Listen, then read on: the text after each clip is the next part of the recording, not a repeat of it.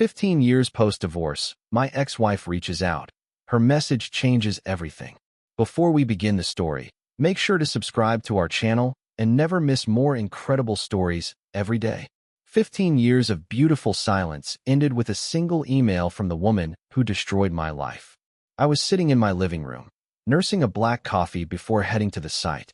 The sun was barely up, the house was quiet, and my phone buzzed.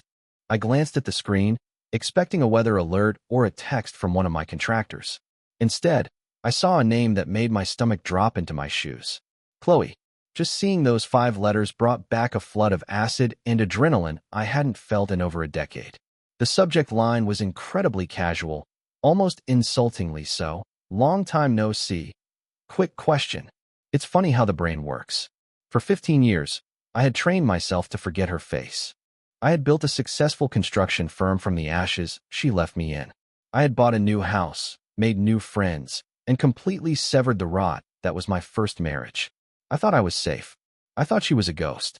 But that one little ping on my phone proved that demons don't just disappear. They wait for the perfect moment to crawl back out of the woodwork. I opened the email. It was short. Too short. She asked how I was doing, mentioned she was doing a lot of self-reflection, and then slipped in the real reason she was reaching out. She claimed there was a minor clerical error from our divorce regarding an old, worthless plot of land we had out by the county line. She said she just needed my signature on a quitclaim deed to clear it up. No big deal, right? Just a piece of paper to finally sever the last microscopic thread between us. But you don't survive a divorce like mine by being naive. When a shark tells you it just wants to give you a gentle nibble, you don't stick your hand in the water. I stared at the bright white screen of my phone, reading those 3 paragraphs over and over again. My heart hammered against my ribs. Why now? Why 15 years later? The land she was talking about was a barren patch of dirt we bought for nothing back when we thought we'd build a cabin. It had 0 value. So why was it suddenly so important that she broke 15 years of glorious, uninterrupted silence to get it? I knew instantly that she was lying to my face. I just had to figure out what kind of trap she was setting this time. To understand why my blood ran cold at Chloe's email, you have to understand how she gutted me 15 years ago. Back then, I was a junior architect, working 80-hour weeks to pay the mortgage on our dream home. I thought we were happy. I thought she was the love of my life. I was young, exhausted, and completely blind to what was happening right under my roof. Chloe had expensive tastes, and my salary wasn't cutting it. Enter Greg. Greg was a senior partner at a boutique investment firm. He was 50 to my 30, slick, wealthy, and dripping with that arrogant, unearned confidence that always made my skin crawl. I found out about the affair on our anniversary. I came home early with flowers and found Greg's Mercedes parked in my driveway. I walked inside and my entire world fractured. But the betrayal wasn't the worst part. The worst part was the smirk on Greg's face as he casually buttoned his shirt in my hallway. "Don't make a scene, Marcus," he had chuckled, treating me like a bothersome child. She upgraded. Just accept it. Chloe didn't shed a single tear. She looked at me with a cold, calculating emptiness that I will never forget. The divorce was a slaughter. Greg funded a team of vicious lawyers who bled me dry. They found loopholes, twisted my work hours into neglect, and essentially forced me out of my own home. I lost the house. I lost my savings. I ended up renting a damp, 1-bedroom apartment over a noisy bowling alley, sleeping on an inflatable mattress, while Chloe and Greg moved into a sprawling estate in the hills. I hit rock bottom. But slowly, agonizingly, I crawled my way back up. I started my own firm. I saved every penny. I swore I would never be put in a position of weakness again. I built a titanium wall around my heart and my finances. Now, at 45, I am completely financially independent, running a highly successful company. I have peace. I have security. I have everything they tried to take from me. I thought the nightmare was locked away forever in the past. But sitting there with my phone in my hand, reading her casual request for my signature on a quitclaim deed, the old wounds tore open. The anger I had buried for 15 years flared up like gasoline thrown on an open fire. I realized that my past wasn't finished with me, and I needed professional backup immediately. I didn't reply to Chloe's email right away. Let her sweat, I thought. I waited 2 full days before sending a brief, emotionally detached message agreeing to meet her at a busy, neutral coffee shop downtown. If she was going to play games, it would be in a public place where she couldn't cause a massive scene without embarrassing herself. I arrived 15 minutes early, securing a corner table where I could see the door. When Chloe walked in, I almost didn't recognize her. The polished, haughty woman who had destroyed my life was gone. Instead, the person walking toward me looked frayed around the edges. Her designer clothes were a few seasons out of date, her posture was slumped, and there were deep, anxious lines framing her mouth. The veneer was cracking. She sat down across from me, and the performance immediately began. "Marcus," she whispered, her voice trembling perfectly on cue. "You look so good. Thank you for coming." I didn't offer a polite smile. I just looked at her. "Cut to the chase, Chloe. What do you want?" She flinched, acting wounded. "I know you hate me. I deserve it. I was so young, so stupid. I've done so much therapy, Marcus. I just want to make amends. I want to clear my conscience so we can both finally move on." She reached into her oversized leather tote bag and pulled out a manila envelope. Her hands were genuinely shaking. She slid a single piece of paper across the table. It was a standard quitclaim deed. "It's about that horrible little plot of dirt we bought out by Route 9. The county is threatening to foreclose on it for back taxes, and it's ruining my credit score. It's worthless, maybe a few $1,000s at best. If you just sign this waiver, giving up your half, I'll pay the taxes and take the hit. You'll never have to deal with it, or me, ever again." She looked up at me, tears welling in her eyes, weaponizing her sadness just like she used to. "Please, Marcus, let me fix this one tiny thing." How do you look the devil in the eye when she's crying fake tears? I looked down at the paper. It seemed completely standard. A simple signature, and she would vanish again. But my gut was screaming. I folded the document, placed it in my pocket, and walked away without signing anything. "I need to have my lawyer look at this first," I told Chloe as I walked away from the table. The look of absolute, sheer panic that flashed across her face for a fraction of a second told me everything I needed to know. The tears vanished. Her jaw tightened. "Marcus, it's just a standard form. Don't overcomplicate this," she called out, but I was already out the door. I didn't drive back to my office. I drove straight to the cluttered, paper-filled law firm of David, my closest friend and the ruthless attorney who had helped me navigate the final, messy stages of my life post-divorce. David is a no-nonsense guy in his late 40s who drinks too much espresso and misses absolutely nothing. I slapped the quitclaim deed down on his mahogany desk. "Chloe just crawled out of the swamp and tried to get me to sign this. She claims it's for back taxes on that useless strip of land by Route 9. David raised an eyebrow, adjusting his glasses as he picked up the document. He scanned the boilerplate legal jargon, his eyes darting back and forth. For a minute, the only sound in the office was the hum of the air conditioner. Then he stopped. He tapped his pen against a specific line near the bottom of the page. "She's lying to you, Marcus," David said, his voice deadpan. "I figured that much out myself," I replied, crossing my arms. "But how? The land is a swamp." "Look right here," David instructed, turning the paper around and pointing to the grantee section. Usually, a quitclaim between ex-spouses simply transfers the deed to the other person's name. But you aren't transferring your half of the property to Chloe. You're transferring it to a company called Apex Holdings LLC. I frowned, leaning over the desk to read the fine print. Apex Holdings? Who the hell is that? "That's exactly the question," David muttered, already turning to his computer and aggressively typing on his keyboard.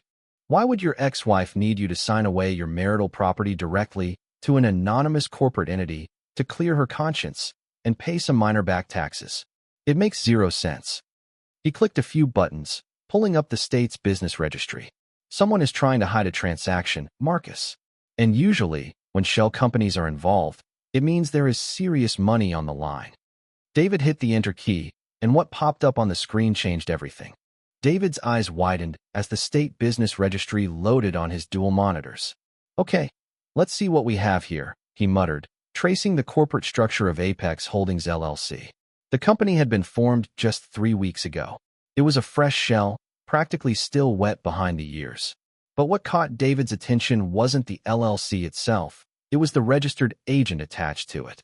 The agent was a high-powered commercial real estate law firm located right in the financial district. Why is a massive corporate law firm acting as the agent for a company trying to acquire a muddy plot of land on Route 9? I asked, feeling the adrenaline spike in my veins. Let's check the county zoning records, David said, pulling up the municipal planning website. He typed in the parcel number listed on Chloe's quitclaim deed. We stared at the screen as a colored map populated. Our tiny, forgotten patch of dirt was highlighted in red. But all the surrounding parcels, hundreds of acres of adjacent farmland, had recently been rezoned. Son of a bitch, David breathed out, leaning back in his leather chair. Look at the new zoning designation, Marcus.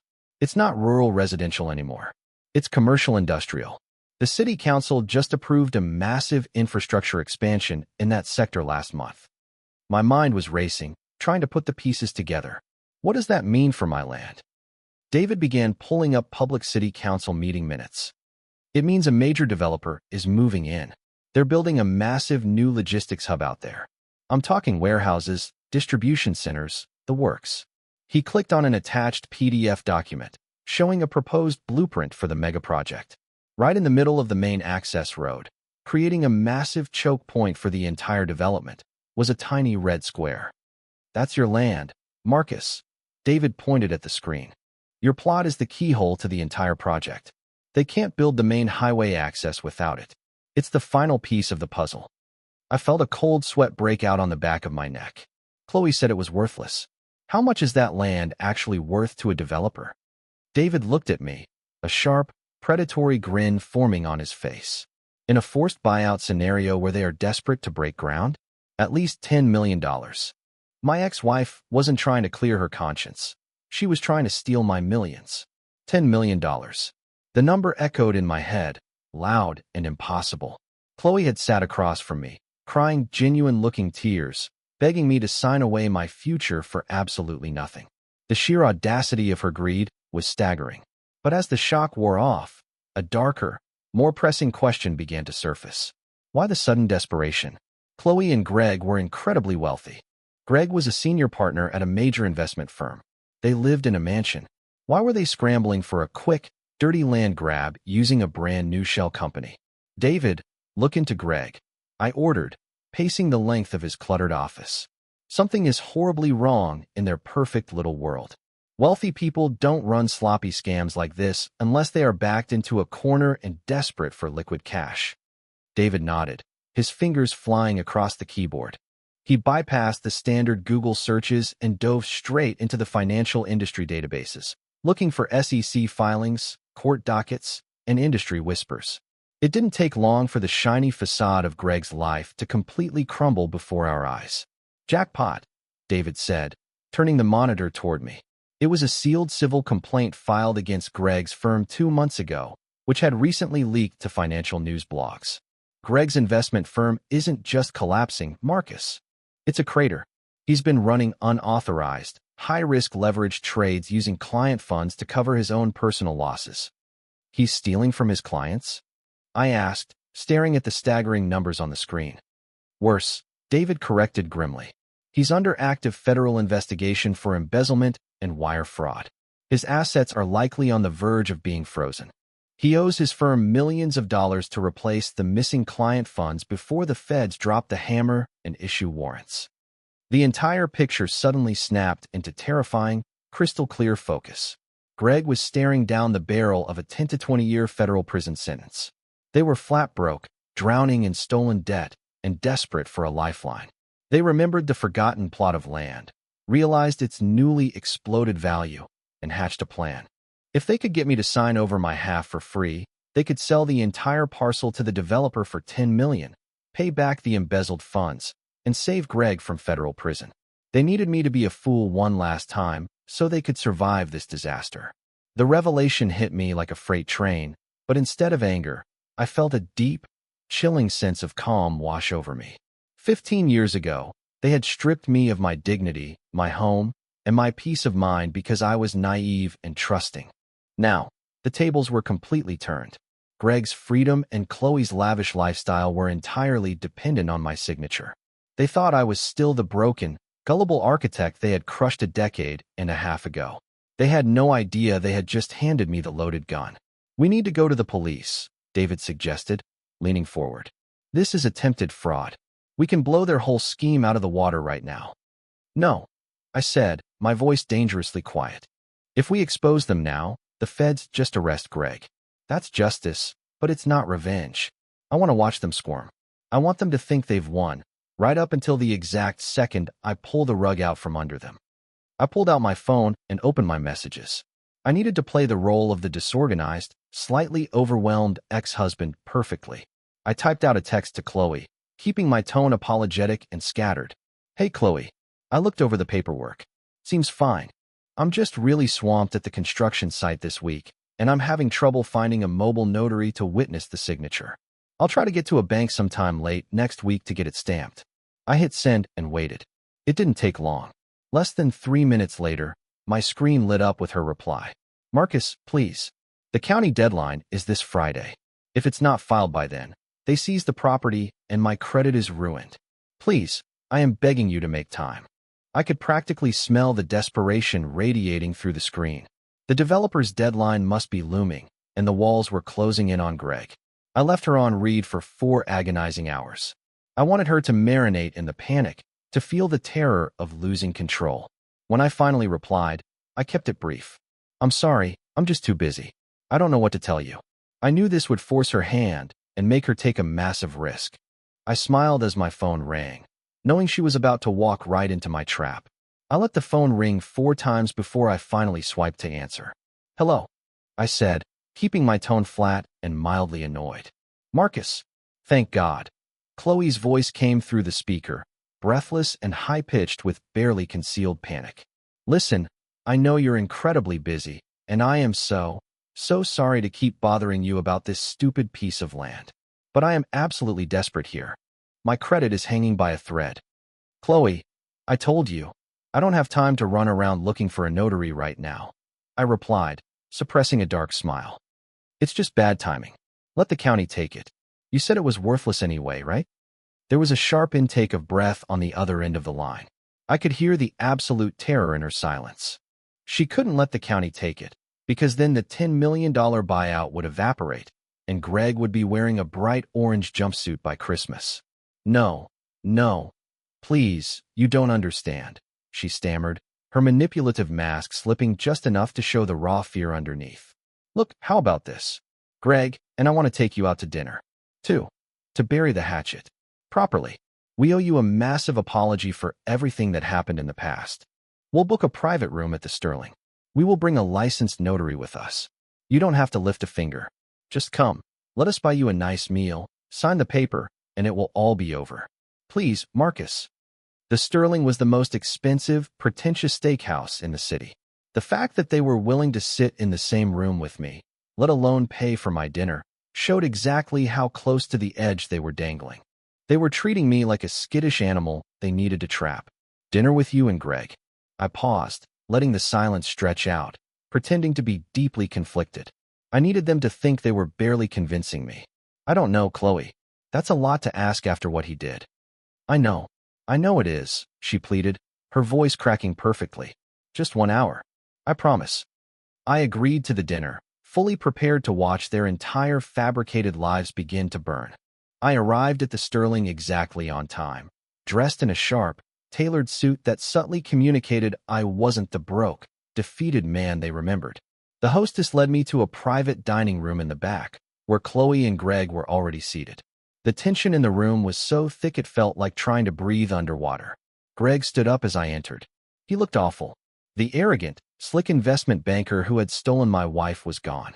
His skin was gray, he had dark, heavy bags under his bloodshot eyes, and his hands were visibly trembling. He forced a stiff, unnatural smile and extended his hand. Marcus, it's been a long time. Glad you could make it. I ignored his hand and sat down directly across from him. Let's skip the pleasantries, Greg. I'm only here for the steak. Chloe let out a nervous little laugh, frantically signaling the waiter for more drinks.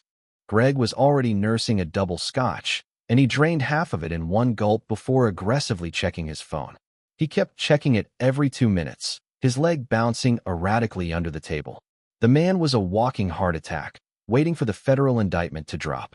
So, Greg, I started casually, cutting into my ribeye. I hear the investment market has been pretty volatile lately.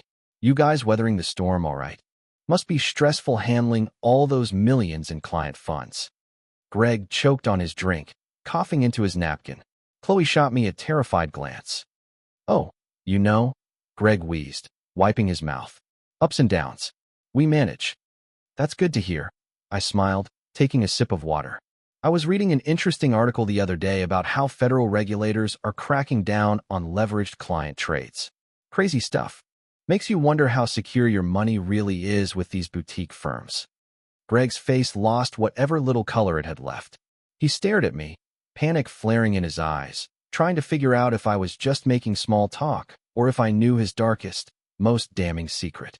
He took another massive gulp of his scotch, his hands shaking so badly the ice clinked violently against the glass. I was pushing him right to the absolute edge of a total nervous breakdown right there. The dinner was a spectacular disaster of their own making. Greg was completely silent, sweating profusely and obsessively refreshing his email, clearly expecting the SEC to freeze his accounts at any second. Chloe was desperately trying to keep the conversation light, her fake smiles looking more like grimaces. As the plates were cleared, she reached into her bag and pulled out the manila envelope containing the quitclaim deed. Beside her, a quiet, nervous woman in a gray suit, the notary, readied her stamp. So, Chloe said, her voice dripping with artificial sweetness, if we could just get this little bit of paperwork out of the way, we can all finally move on with our lives. I leaned back in my chair, steepling my fingers. You know, Chloe, I was thinking about this whole property tax thing. If the county is threatening foreclosure, maybe the land isn't as worthless as we thought. Before I sign away my half, maybe I should hire an independent commercial appraiser to go look at the zoning, just to be safe. Greg let out a strangled gasp, dropping his phone onto the table. Chloe's eyes widened in sheer horror. The color completely drained from her face. An appraiser? Marcus, no. That takes weeks. The deadline is Friday. If you do that, the county takes it all. I shrugged nonchalantly. Better safe than sorry, right? Chloe signaled the notary to step outside for a moment. Once the door clicked shut, Chloe completely broke down. She reached across the table, grabbing my hand, tears streaming down her face. Unbeknownst to her, my phone was sitting face down on the table, the voice memo app quietly recording every single word. Marcus, please, she sobbed, her voice cracking. I didn't want to tell you this. I'm sick. I have early-stage pancreatic cancer. The treatments are bankrupting us. That's why my credit is ruined. That's why we can't pay the taxes.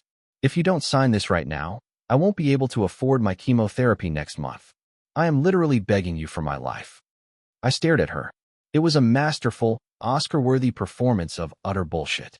She was using a fake terminal illness to try and steal $10 million.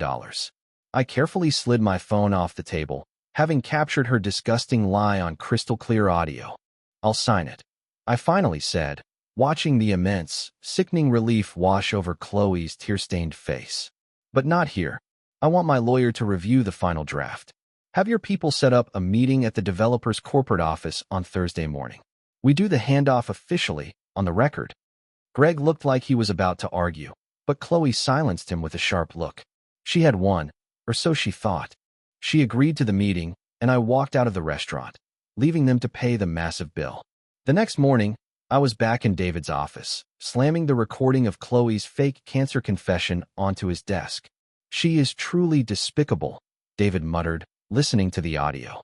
But Marcus, if you don't sign that deed, the county will seize the property, and the developer will just buy it from the city at auction. You'll lose the $10 million, and they still might get a cut. I'm not going to let that happen, I said, pacing. There has to be a way to cut her completely out of the deed legally before Thursday. David dove back into the state property codes, reading through dense legal precedents for hours. Finally, he slammed his hand down on the desk. Got it. Adverse possession through tax abandonment. Look at this, Marcus. When you two divorced, she never formally removed her name, but she also never paid a single cent toward the property's maintenance. I checked the county records. 14 years ago, she formally filed a tax abandonment waiver during her bankruptcy scare with Greg to protect their other assets. What does that mean in English, David? I asked, my heart pounding.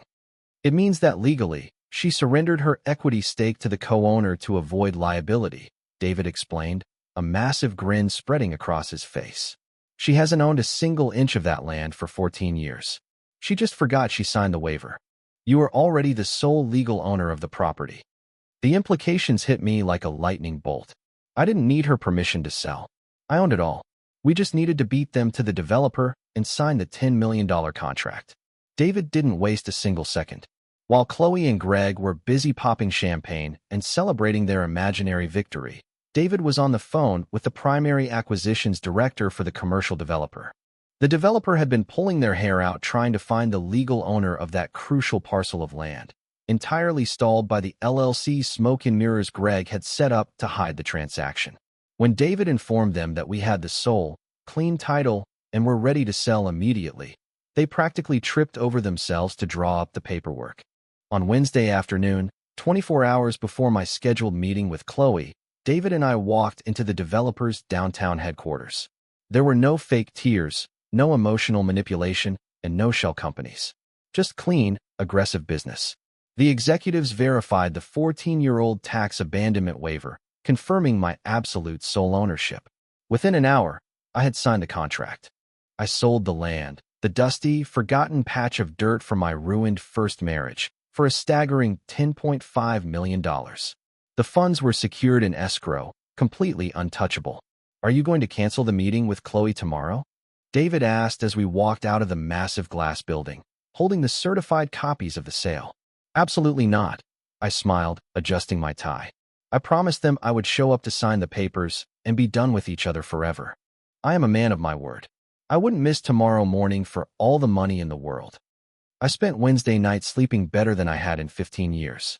The ghosts of my past, the feelings of inadequacy and betrayal that had haunted my 20s, were completely gone. I woke up on Thursday morning feeling light, sharp, and ready for war. I put on my best suit, grabbed my briefcase, and headed to the developer's office for the second time in 2 days. Chloe and Greg thought they were walking into a room to finalize their salvation and steal my future one last time. They had absolutely no idea they were walking directly into a perfectly executed financial execution. I walked into the massive, glass-walled boardroom precisely at 9 a.m. Chloe and Greg were already sitting at the long mahogany table. Greg looked like a man who had just survived a firing squad.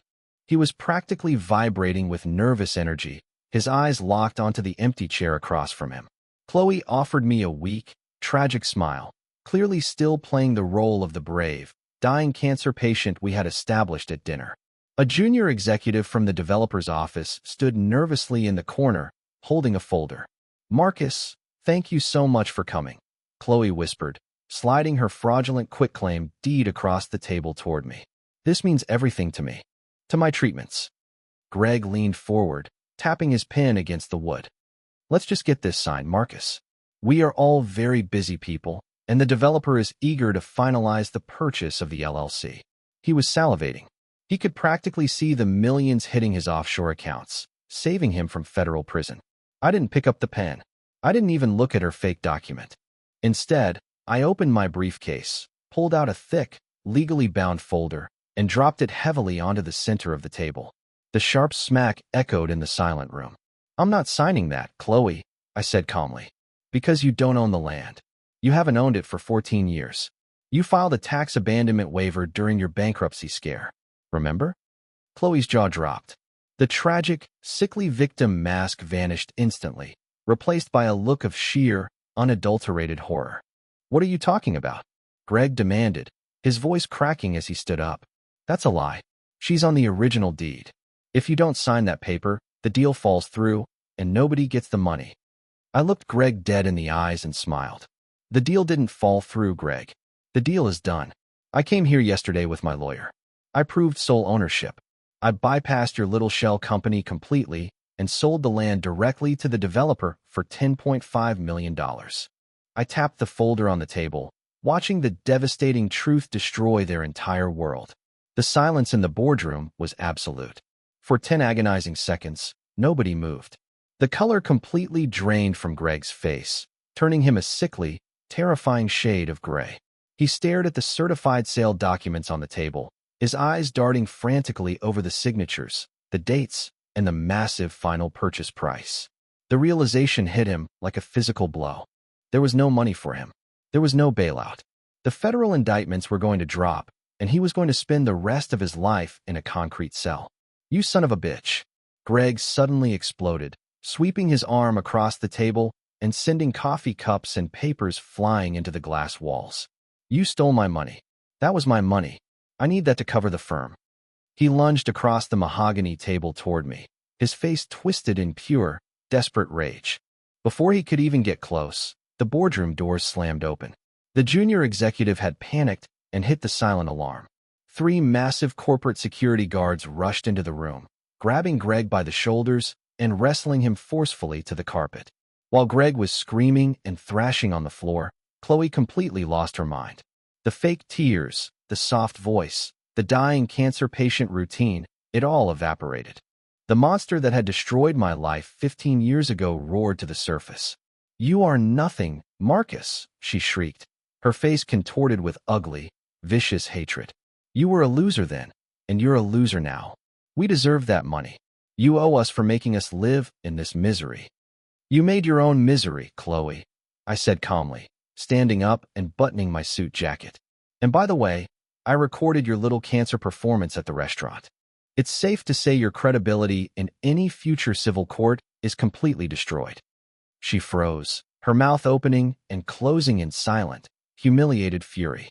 The security guards hauled Greg to his feet, forcefully dragging him out of the room as he continued to scream threats. They grabbed Chloe by the arm and escorted her out right behind him. I stood alone in the quiet boardroom, feeling the heavy chains of my past finally break. 2 weeks later, the federal hammer finally fell. I was sitting on the back patio of my house, drinking my morning coffee, when the alert popped up on my phone. Greg had been officially indicted on 42 counts of wire fraud, embezzlement, and racketeering.